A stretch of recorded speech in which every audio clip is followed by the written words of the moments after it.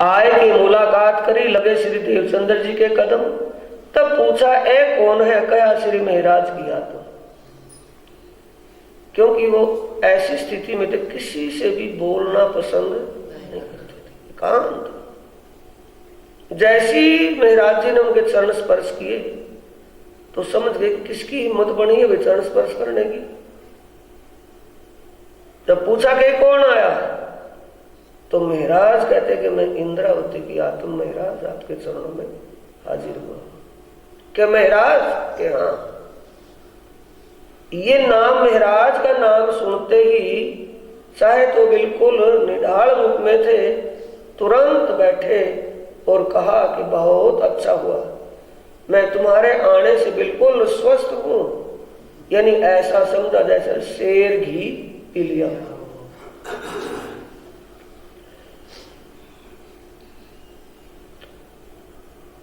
नाम सुनत महाराज को बड़ा जो पायो सुख। पूछा महाराज आए तुम, बात करने लगे मुख। दई दिलासा नरमी से। एक एक बात, कौन सी दिलासा दी?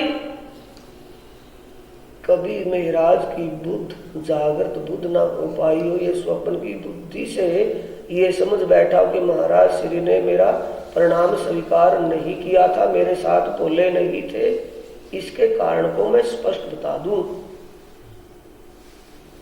तो बताया कि महाराज ये मत समझ लेना कि मैं तुझे चाहता नहीं था। जितने दिन तुम मेरे से दूर रहे, मेरा दिल जानता है कि मैं कैसे तड़प रहा था तुम्हारे लिए। फिर मेरे से रहा नहीं गया तो मैंने कितने साथियों को तुम्हें बुलाने के लिए भेजा। अब उन्होंने तुम्हें क्या बताया क्या कहा वो मुझे पता नहीं, पर तुम आ गए, तुम्हारे आने से मैं सारे दुख भूल गया। और ये मत समझना, अपने दिल में ये बात मत रखना कि मैंने तुम्हारा जो परिणाम स्वीकार नहीं किया, मैं तुमसे बात या बोला नहीं, उसमें कोई राज था। क्या राज था? दिलासा देना मतलब तसल्ली करवानी है ना।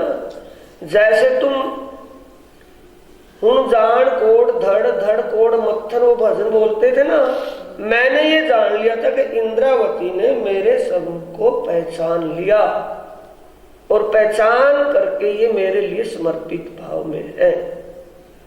बस तुम्हारी यही परख थी और उस परख में भी तुम पास हो गए। क्यों पास हुए या नहीं हुए? वो पिछले है ना।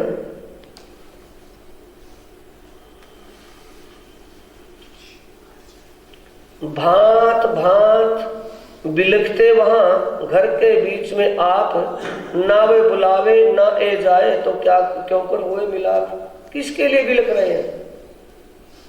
यानी देवचंद्र जी के तन में स्वयं अक्षरातीत विराजमान अंतर्यामी है, तो अंतर्यामी महाराज के अंतर मन की समझ रहे थे या नहीं समझ रहे थे? कि भले ही किसी कारण से मेरे से दूर जरूर रहे, लेकिन मेरे बिना इनका जीना भारी पड़ रहा था, तड़प रहे थे। तो प्रियतम के लिए समर्पित थे तभी तो तड़प रहे होंगे, कौन दिखावा ड्रामा करके तड़प रहे थे? दिल से समर्पित थे, जान रहे थे महाराज ठाकुर देवचंद्र जी कि महाराज ठाकुर बिल्कुल निर्दोष है, कोई दोष नहीं है, कोई कत्ल नहीं किया, किसी का धन नहीं हड़पा, बिल्कुल दूध के समान साग पाक है।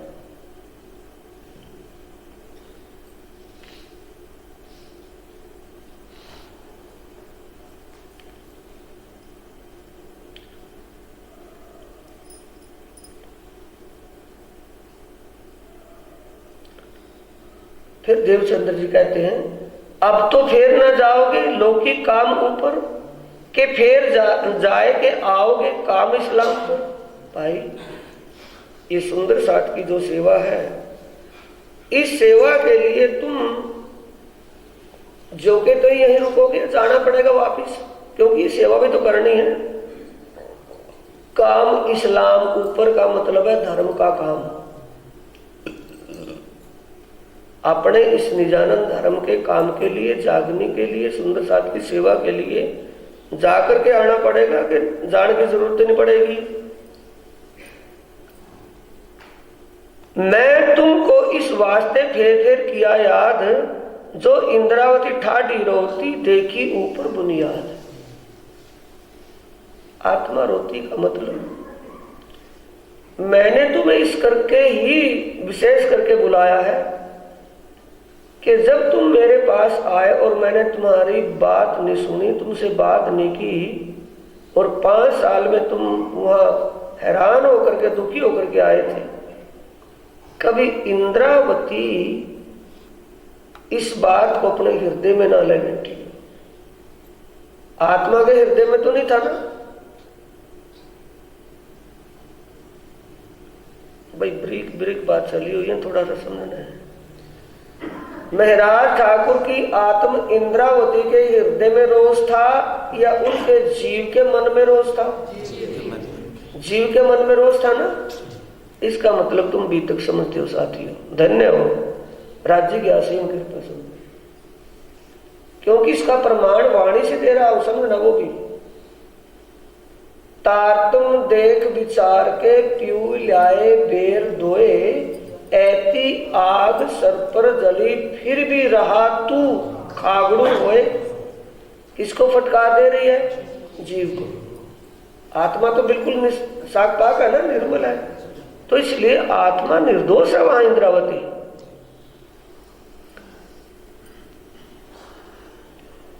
रोने का मतलब है कि भाई तू, तेरे दिल में कोई रोष, आत्म तू अंतरात्मा से कभी दुखी हो गया हो, तेरी अंतरात्मा का दुख दूर करने के लिए मैंने बुलाया है, सारी बात तुझको समझाई इसलिए बुलाया, विशेष बात है। दूसरी बात, मैं बैठ ना सकूं धाम में तहां इनको रोकती दे। तेरे दिल का रोष दूर किए बिना मैं तेरे धाम दिल में कैसे बैठ सकता हूं? तेरे दिल का रोष दूर हो जाए, तुझे मेरे प्रति विश्वास, अटूट विश्वास हो, और ये तेरा ईमान और समर्पण हो के धाम के धनी मेरे धाम दिल में बैठ करके लीला कर रहे हैं, तब विश्वास दिलाने के लिए, तेरा रोष दूर करने के लिए, दृढ़ता बढ़ाने के लिए, हर प्रकार से स्वच्छ साफ निखार देने के लिए मैंने तुम्हें बुलाया है। इस वास्ते मैं तुमको बुलाया कर विषेक।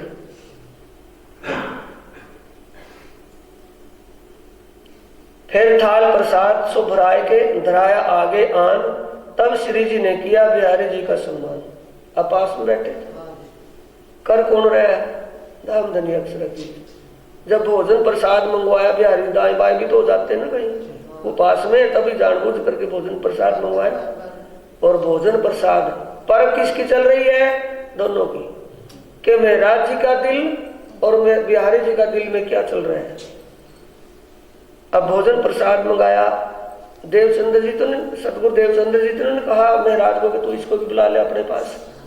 अपने दिल से ही भाव है महाराज जी का कि भैया आओ, हम दो, कहते हैं ना ऐसा, कोई भोजन आए, आगंतुक कोई सुंदर साथ आए, वो भोजन प्रसाद के लिए उसको बोले या नाश्ते के लिए बोले, उसके सामने भोजन प्रसाद नाश्ता रखेंगे तो दूसरे को कहेगा ना कि तू भी ले ले, कहेगा ना। वही भाव समझ लो बस। जैसे पास में बोलते बिहारी जी, तो बिहारी जी को और विशेष सम्मान से कहा भैया आओ हम दोनों भाई प्रसाद ले लें, आओ तुम भी ले लो प्रसाद। कि नहीं मैंने तो लिया है, कि नहीं देखो मेरे को तब अच्छा लगेगा जब हम दोनों भाई भोजन एक साथ लेंगे। ये दिल में रहम दिली किसकी है? कोई देत कसाला तुमको, वैसे बोल दिया, टेक लगाई थी कि अंदर था वो मामला। कोई देत कसाला तुमको, तुम भला चाहिए तीन सर्द धाम की ना छोड़िए, सूरत पीछे फिरायो। कैसे भी कुछ भी भाव की बात है सुंदर साजी, भावों को ही तो समझना है इस वाणी से। अब वो भोजन जीवती, ज्यादा कहने पर कहने लगा मैं तुम्हारे जैसों के साथ कभी प्रसाद चिमने वाला नहीं हूं, क्योंकि किष्किंधा में क्या बनाया हुआ है? कातिल, चोर, दगाबाज, कि ऐसे दगाबाज के साथ में कभी भोजन प्रसाद चिमने वाला नहीं हो। तो उसी बात पर धीमे से कहा महाराज ने कि समय आने पर पता चलेगा कौन क्या है। ये बात धीमे से कही कि समय पर पता चलेगा कौन क्या है, लेकिन प्रसाद ले लो। तब बिहारी जी की उस अड़कड़ाहट को देख करके धनी देवचंद्र जी कहते हैं कि भाई ये दो परमधाम की दोनों सखी, दोनों आत्माएं घर की होते हुए ये तर्क वितर्क क्या चल रहा है, भोजन प्रसाद ले लो। तब उसने भोजन प्रसाद लिया, और लिया भी कैसे, एक थाली में था क्या, मूंग भात खिचड़ी, और बीच में लकीर खींच ली कि आधा तेरा आधा मेरा। खिचड़ी सपड़ सपड़ करके खा ली, और मेरा धीमे धीमे कर अपना छोड़ दी खा ली। ये भाव विचार है।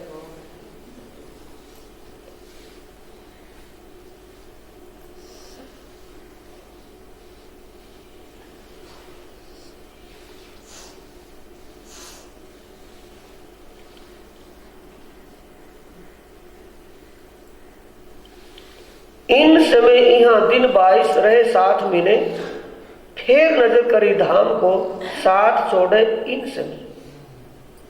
22 दिन तक मेहराज ठाकुर के आने के बाद 22 दिन तक मेहराज ठाकुर को अपने पास रखा, और हर बात सुन को निपुण कर दिया कि आने वाले समय में तुमको क्या सेवा करनी है, आगे कहने की जरूरत नहीं।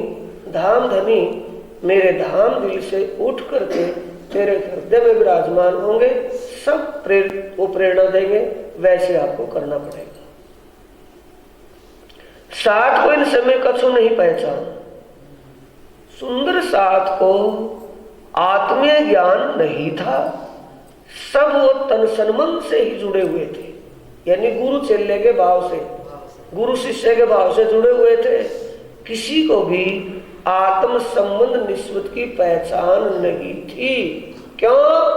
ये वाणी का रसपान किसी ने नहीं किया, सब आड़ी का लीलाओं में ही साथ में लगे हुए थे, और ब्रह्म वाणी का प्रकाश उस समय हुआ भी नहीं था, क्योंकि वाणी अवतरण नहीं हुई थी।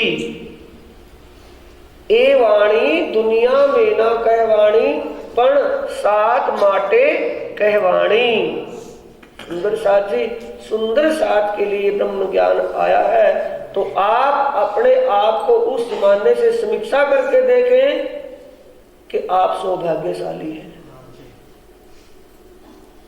जो धनी के साथ रहे और फिर भी उनको पहचान ना पाए, फिर भी वो कुछ भाव उनके ना बन पाए वैसे, तो वो दुर्भाग्य रहा। तो आप अपना सौभाग्य समझे, आपको ये वाणी और ये खुलासा होकर के मिल रही सौभाग्यशाली समझे। बोल श्री प्राणनाथ प्यारे की। 7 को इन समय कछु नहीं पहचान, धाम नाता किने ना देखा, अपने ठोर यहाँ ईमान। धाम निस्बत की पहचान किसी को नहीं हुई, उनका ईमान गुरु शिष्य तक ही था, शरीर तक, आत्म संबंध नहीं, शरीर तक। ये आज्ञा यो ही होती, यानी राज्य का हुक्म ही ऐसा था, जैसा वो चाहेंगे वैसा तो होगा ना। जा दिन राखी रात खींच के तो भी संयन के कारण। ये आज्ञा यो ही हती, करी हक सुभान, जैसा उन्होंने किया वैसा ही। लिखा लोमो भुज में भई तेती क्यों पहचान, यानी कि पहले से ही ऐसा भविष्य के लिए लिखा हुआ था, जैसा हो रहा है वो पहले से धर्म ग्रंथों में निश्चित लिखा हुआ था। बात जो इस्लाम की रही ना दिल में की, इस्लाम का मतलब किसी के दिल में जागने का विषय नहीं रहा, सब अपने अपने करने खाने में लग गए। क्यों? कि गुरुजी तो चल बसे, अब क्या रखा है सत्संग वत्संग में, नाम दाम लिया हुआ है, अपने घर में जाप कर लेंगे। समझ रहे हैं ना? बात जो इस्लाम की रहना दिल में किन, आप अपने घरों सब बैठ रहे मोमिन, किस भाव से कि गुरुजी नाम दाम तो दे रखा, कान में पड़ रहा नाम दाम, आप पी ले जाएंगे भाई, थोड़ा जाप कर लेंगे। क्या करेंगे सत्संग में, क्या कौन सुनाएगा सत्संग, बस ये अनजाने के विचार है कि पहचान होने के बाद अनजाने के विचार है। सुंदर से अब भी है, पहले नहीं, अब भी तो है। अब भी क्या है कि भी देखेंगे समय लगेगा, झंडा चढ़ पूछते फोन करके झंडा कब चढ़ेगा, मगर चढ़ लिया तुम्हारा झंडा तो बस। जब झंडा पूछ लिया तो झंडा चढ़ लिया, जिस दिन हो गया जी हो। क्यों कहाने उनको उसी टाइम में, झंडे के टाइम में। ये जो लूट रही है सुंदर साची ब्रह्म ज्ञान का रसपान किया जा रहा है, ये क्या उन झंडे वालों को मिलेगा? सौ कोष भी नहीं, जन्म दोबारा ले तब भी नहीं है वहां तक।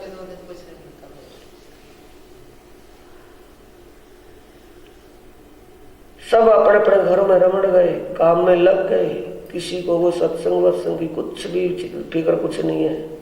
केते दिन पीछे बाल बाई इत आई, श्री महाराज के घरों आए ये खबर ले आई। कुछ दिन के बाद बाल बाई आती है महाराज के पास। क्यों महाराज के पास क्यों आती है साथियों? क्योंकि सतगुरु धनी श्री देवचंद्र जी ने खुले लफ्जों में स्पष्ट रूप से सबके बीच में कहा था कि आगे जागने की लीला महाराज ठाकुर के तन इंद्रावती के धाम दिल से ही होगी। हम इस तन को छोड़कर, यानी राज्य तन को छोड़ करके अब इस तन में विराजमान होकर के जागने की लीला करेंगे। सबका विश्वास किस तरफ कर दिया? महाराज जी की तरफ। सभी को आगाह कर दिया ना, पहले इसे चेतन कर दिया। अब मामला गड़बड़, जिसके लिए वो युक्तियां विचार जो अपने अपने विचार विमर्श करते थे सारे फेल। जो भी षड्यंत्र रचा तो सारा मिस हो गया, फेल हो गया।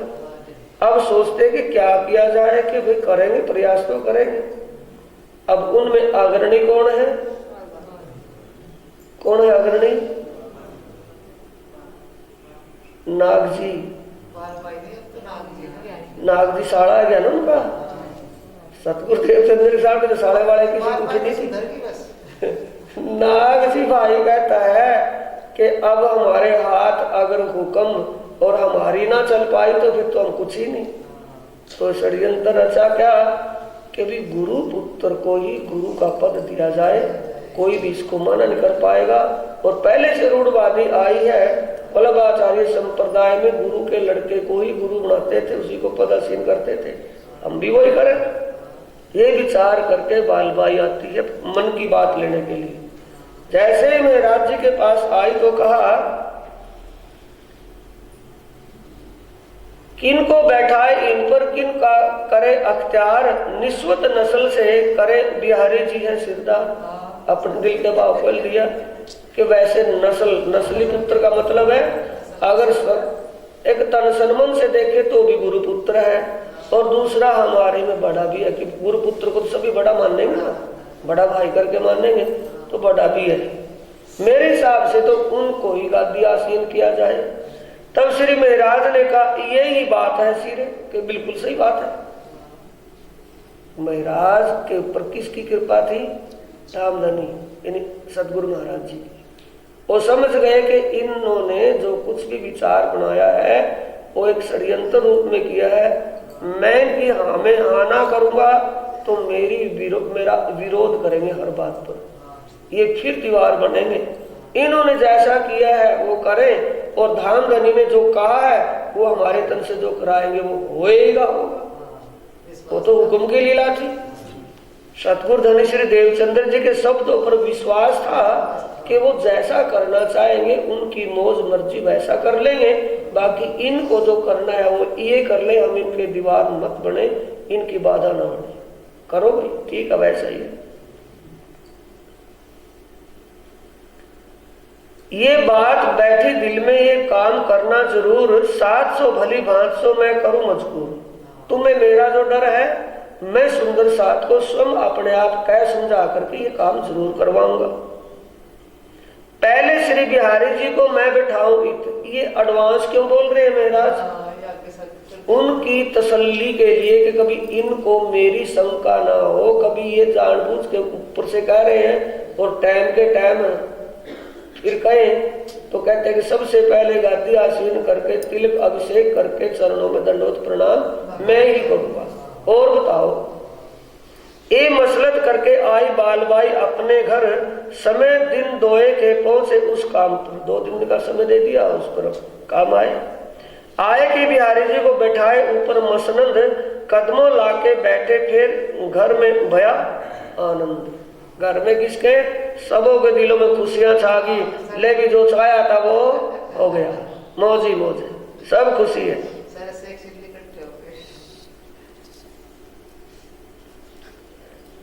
जहां तहां साथ में बहुत भई जाहिर, चर्चा से ही धाम की करे बिहारी जी बाहिर। सब सुंदर साथ में ये बात फैल गई कि भी चर्चा जो करते हैं धाम धनी बिहारी जी, वो सारे दुनिया के किस्से कहानियों का ही जिक्र करते हैं। आत्मज्ञान इनके पास नहीं है, ये कोई आत्मज्ञान की बात नहीं करते। वहां जाकर के क्या करें, मजबूरी में जाना पड़ता है। कोई कहता है नहीं हम नहीं जाएंगे, कोई कहता है चलो कुछ जाना, 1-2 दिन जाएंगे। ये बात किसने सुनी? महाराज जी ने। सबसे चर्चा करके चित्त को दिया मरोर, तुम आए सब सेजदा करो, कर खंडनी कहा जोर। महाराज ठाकुर ने कहा वो सिलसिलों के भी, ये तुम्हारी बहुत बड़ी कमी है। गादी आसीन धाम धनी श्री देवचंद्र जी थे, उन्हीं के पुत्र को गादी आसीन किया है। गुरु पुत्र का भाव तो है ही है, आप इनको सजदा क्यों नहीं करते, इनकी बात क्यों नहीं मानते? जो कुछ आप इनको धाम धनी का स्वरूप ही मानो, ये साक्षात धाम धनी ही है। ये सब बात उनको समझा बुझा करके साथ में लगाया। फिर चर्चा की चर्चा करे एकांत एक ठोर, धाम धनी साथ बिना ना दिखावे को, कि जो तुम चाहते हो वो होगा, लेकिन तुम आना बंद ना करो। चर्चा में रोज डेली आना है। चर्चा की चर्चा, जो बिहारी जी चर्चा करते थे, उस चर्चा के बाद आप परम धाम की चर्चा सुनाते थे। वो जो किस्से कहानियां सुनाते थे, जो भी वो बताते थे, वो बता करके कौन है वो धाम का गादीपति है ना। गादीपति के पास समय नहीं होता ज्यादा बोलने का, वो ज्यादा 10 मिनट बोल लेगा और 10 मिनट बोलने के बाद अपना ऐश्वर्य अपने विश्राम में चला जाएगा। ऐसे ही गादीपति थोड़ा देर बोल करके वो विश्राम में हो जाते थे। फिर सब साथियों के काज में बैठा करके महाराज महामती जी उनको आत्मज्ञान सुनाते हैं।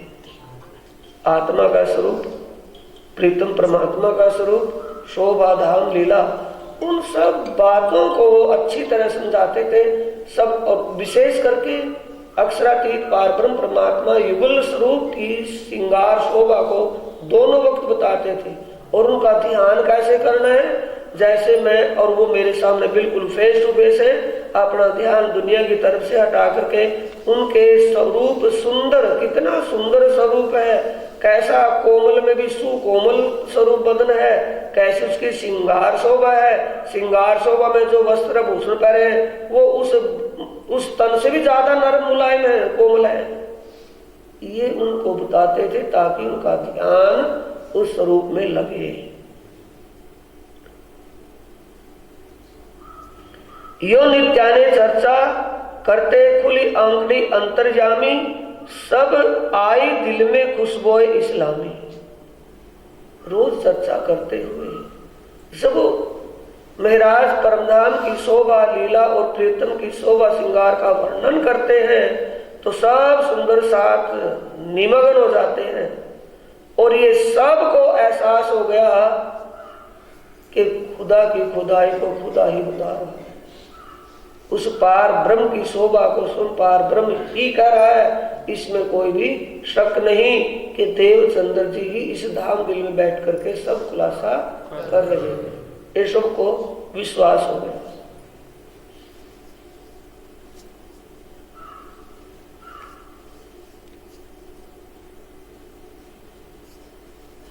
साथ आगे खोलने दिल हुआ रोशन, त्यों चर्चा ज्यादा करे खुशहाल होए सैयन। सेवा करूं सैयन की ये मनोरथ उपजत। अब मन में क्या मनोरथ, क्या भाव बनता है कि मैं सुंदर साथ की सेवा करके सेवा का लाभ ले लूं, क्योंकि धाम धनी ने सेवा के लिए कहा था, सेवा भी करूं। तो सब सुंदर साथ की सेवा करता है। एक साथी सेवा के लिए तहां चितवन धाम की करत है सब कोय, स्वरूप वस्त्र वर्णन होने लगा सोई। स्वरूप चर्चा सुन के तब आवे। कौन स्वरूप कौन है? एक पहाड़ा पड़ा हुआ था बिहारी जी में। जैसे धाम धनी सतगुरुदेव चंद्र जी दोनों टाइम स्वरूप का वर्णन करते थे तो वो बोलते थे स्वरूप सुंदर, ध्यान से क्या बोलते थे कि ये तो इस पंचभौतिक तन की लीला है। स्वरूप सुंदर संकुल सुकोमल रू देख नैना खोल नूरे जमाल। समझ रहे ना? संकेत क्या करते थे? स्वरूप सुंदर संकुल सुकोमल रू देख नैना खोल नूरे जमाल। यानी अपने आप को धाम धनी साबित करते हुए सुंदर साथ को बताते थे। फिर उसी को प्राणनाथ जी बाद में महामती मेहरा ठाकुर बाद में कहते थे भाई आप थोड़ा वहां भी सुन लो, लेकिन जो मैं बात बताता हूँ वो आपकी आत्मा माने तो वो भी सुन करके करो कि परमात्मा का स्वरूप हाड़ मास का नहीं है। हाड़ मास न रूम रसाए अजब अद्भुत है बने। उनका स्वरूप सुंदर है। दुनिया में और संसार में कोई आज तक देवता भगवान ऐसा नहीं हुआ, ऐसा सुंदर स्वरूप है। और सुकोमल, कितना कोमल बदन, कितना कोमल, और उनके वस्त्र आभूषण कितने कोमल है, कितने नरम है। उन सुंदर साथ को फिर उस साइड बदल लेते थे।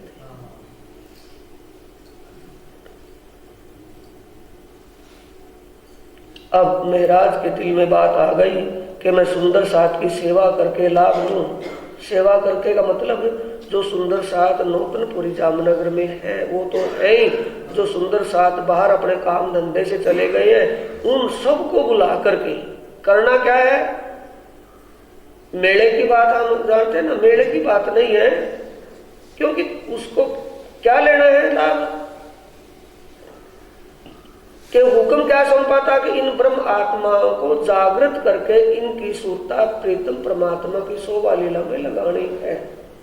तो जो बाहर वाले हैं एक शिविर रखा जाए। शिविर का मतलब एक ज्ञान चर्चा का निश्चित समय रखें और सब साथियों को, बाहर वालों को और यहाँ वालों को सबको इकट्ठा। दो बात मिलेगी, एक तो आपने सुंदर साथ की आपसी सेवा और दूसरा उनको ज्ञान चर्चा मिलेगी, बड़ा अच्छा लगेगा। तो उन्होंने एक शिविर का विचार बनाया कि सबको बुला करके सब इंतजाम के, बाहर वाले आएंगे, खाना पीना रहना सहना सब सिस्टम, लगता कपड़ा वस्त्र सब उनको वह इंतजाम के लिए सबको अलर्ट कर दिया गया और सेवा इंतजाम किया गया कि सबको बुला करके यहाँ उनकी सेवा और ज्ञान चर्चा उनको दी जाए। कछु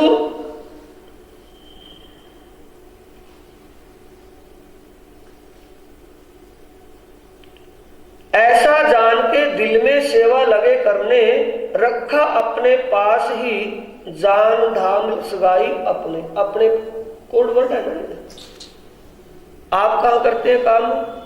वजीरी का, उसका दीवान का, दरबार में दीवानगिरी ली हुई है महाराज जी ने। और सेवा सुंदर साथ की देखभाल, सबको बुलवाना, उसमें सतगुरु दरबार में सबको बुलवाना, सेवा पानी कुछ भी किसको दिया है? कान्हा जी भाई को, जो नगद वाले को, उसको सेवा सौंप दी। एक तो ऊपर से कहा कि मेरा हुक्म है ये सेवा करना।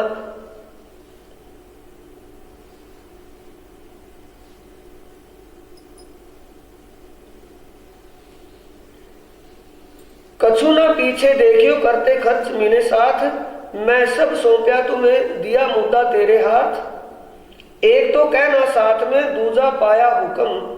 एक तो सुंदर साथ अपना ही, दूसरा ऊपर से हुक्म मिल गया। सुंदर साथ के दिल में सुंदर साथ की सेवा को किसी मजदूर नौकर से कराएंगे नहीं होगी। तो सेवा करने लगा जो सुख पावे आत्म, सेवा करने लगे कान्हा जी भाई। जैसे जैसे और शिविर का समय नजदीक आने लगा तो वैसे वैसे सामान जोड़ने लगे। तो फिर माया ने अपना रूप धारण कर लिया। क्या रूप धारण किया? अब नाग जी के दिल में बात आई कि अगर महाराज ठाकुर भंडारा करते हैं, भंडारे का मतलब है अगर महाराज ठाकुर सब सुंदर साथ को बुला करके ज्ञान चर्चा उनको सुनाएंगे, उनका सेवा भाव करेंगे, तो सबका भाव मेरा ठाकुर के प्रति बदल जाएगा। कोई भी यहाँ बिहारी जी के प्रति भाव नहीं रखेगा और बिहारी जी के बिना हमारी कदर यहाँ होगी नहीं। बोलते हैं ना,